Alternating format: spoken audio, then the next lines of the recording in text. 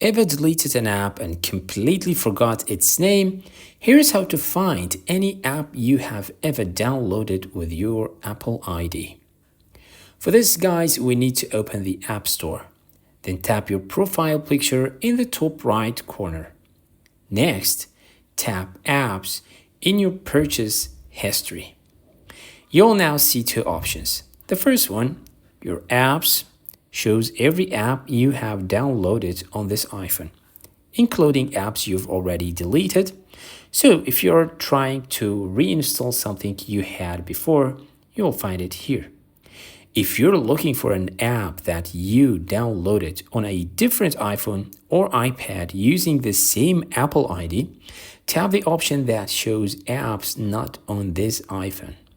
This displays every app you've ever downloaded with your Apple ID that is not currently installed on this device, making it super easy to find old apps you completely forgot about. And that's it. Follow for more quick iPhone tips and tricks. And thanks for watching.